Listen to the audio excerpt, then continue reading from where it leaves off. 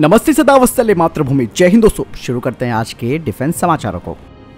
बढ़ते हैं पहले डिफेंस अपडेट की तरफ, जो कि भारतीय नौसेना को लेकर आ रही है। दोस्तों, भारतीय नौसेना का प्रोजेक्ट 15B क्लास का तीसरा स्वदेशी स्टेल्थ डिस्ट्रॉयर, जिसे कि इस साल के अंत तक कमीशन करने की योजना है, उसने आज अपनी पहली समुद्री परीक्षण शुरू किया है।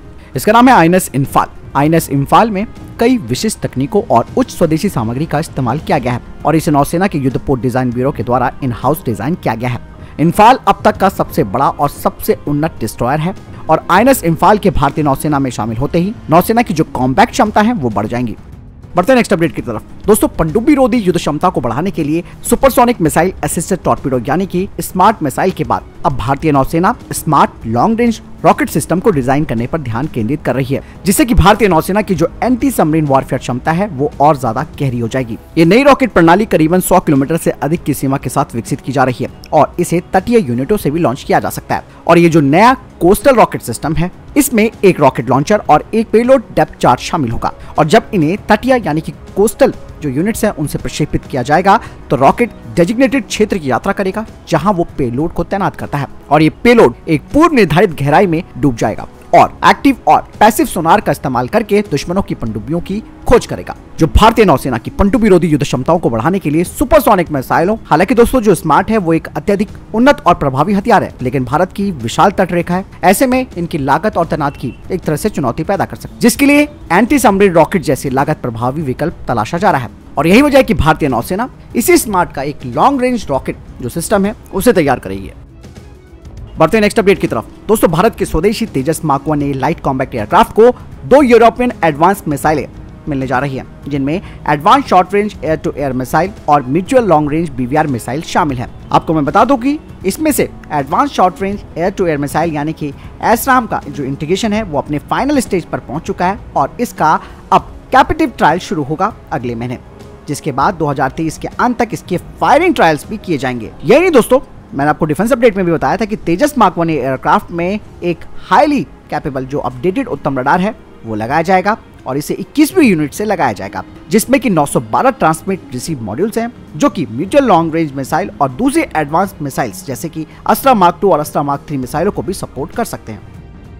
बढ़ते नेक्स्ट अपडेट की तरफ। दोस्तों, जनरल इलेक्ट्रिक के अधिकारियों ने कहा कि भारत के AMCA mark 2 fighter jet programme में उन्होंने जो ज्वाइंट वेंचर इंजन ऑफर दिया है वो F414 इनहांस्ड इंजन पर आधारित होगा, जिसे कि 18% बढ़े हुए थ्रस्ट के साथ डिजाइन किया गया था और ये वर्तमान में 98 किलोन्यूटन थ्रस्ट को जनरेट करता है। आपको बता दें कि 116 किलोन्यूटन थ्रस्ट वाला F414 इनहांस्ड इंजन, इसकी लंबाई और जो इनलेट डायमीटर होगा वो पहले वाले F414 इंजन की तरह ही होगा। दोस्तों, इसका सबसे बड़ा फायदा ये होगा कि भविष्य में AMCA मार्क 1 और जो TEDBF के अलावा तेजस मार्क 2 है उसमें इस इंजन को आसानी से स्विच किया जा सकता है, वो भी बिना किसी बड़े संरचनात्मक बदलाव के।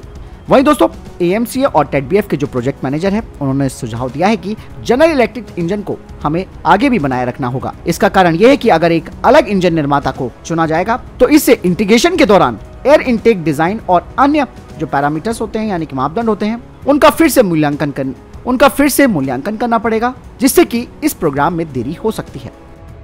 बढ़ते नेक्स्ट अपडेट की तरफ। दोस्तों, फ्रांस की नेवल ग्रुप और भारत के DRDO ने इसी साल जनवरी 2023 में डील साइन की थी, जिसके तहत स्वदेशी fuel cell based air independent propulsion system को पहली स्कॉर्पियन क्लास के सबमरीन INS कलवरी में लगाया जाएगा, वो भी 2024 से। यहाँ पर एक बात और मैं बता दूं कि L&T और थर्मोमैक्स AIP सिस्टम को बनाएंगे और रेट्रोफिटिंग के दौरान पनडुब्बी का रियल हल काट कर AIP सेक्शन में उसे फिट किया जाएगा, जो कि पनडुब्बी की लंबाई को बढ़ा देगा। और इसके बाद इसके सी ट्रायल्स भी होंगे, जिसमें कि इस पनडुब्बी की मैन्युअलिटी, स्पीड और पावर परफॉर्मेंस के अलावा वेट डिस्ट्रीब्यूशन को भी चेक किया जाएगा और साथ ही AIP सिस्टम का ऑपरेशनल टेस्टिंग भी की जाएगी और इस पूरे प्रोसेस में करीबन 2 सालों का वक्त लग सकता है। वहीं भारतीय नौसेना 3 और कलवरी क्लास के सबमरीन्स को लेने का विचार कर रही है, जिसमें AIP सेक्शन होगा और इसकी मैन्युफैक्चरिंग के ही दौरान इसमें AIP लगाया जाएगा, जो कि पैसा और समय दोनों बचाएगा।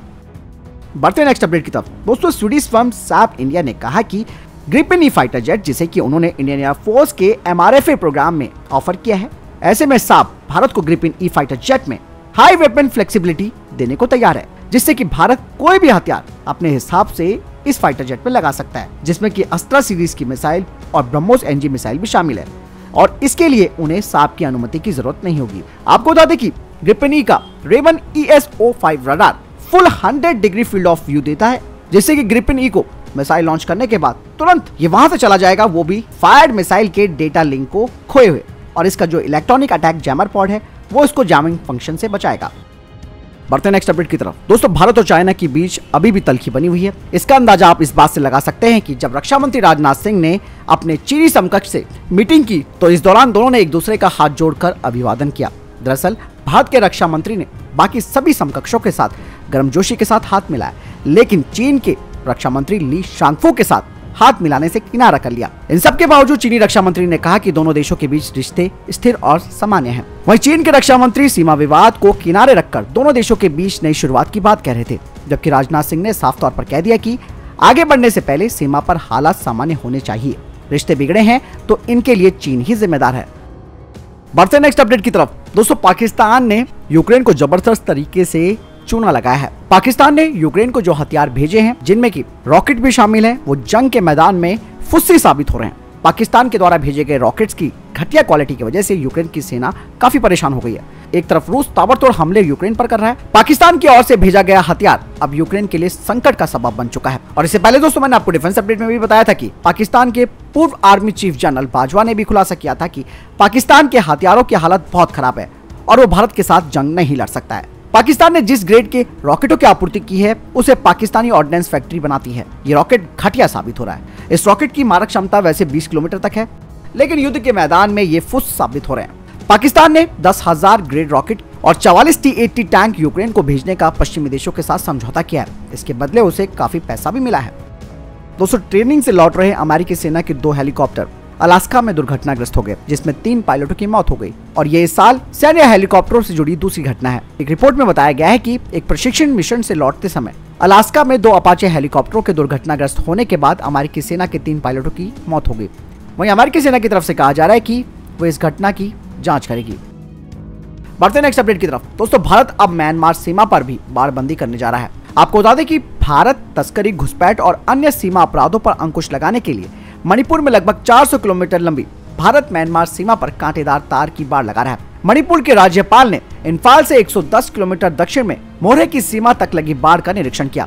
इस दौरे के दौरान असम राइफल के अधिकारियों ने राज्यपाल को घुसपैठ, ड्रग्स सहित अलग अलग प्रतिबंधित वस्तुओं की तस्करी और कई सीमा अपराधों की जांच के लिए सीमा पर सुरक्षा तैयारियों के बारे में जानकारी दी। फिलहाल ये थे अभी तक के टॉप डिफेंस अपडेट्स। वीडियो के सामने कोई प्रश्न जवाब है, आपका कोई सवाल है, कमेंट सेक्शन में लिखकर जरूर पूछ सकते हैं। मिलता हूं नई जानकारी के साथ। चैनल जरूर सब्सक्राइब कीजिएगा। जय हिंद, वंदे मातरम।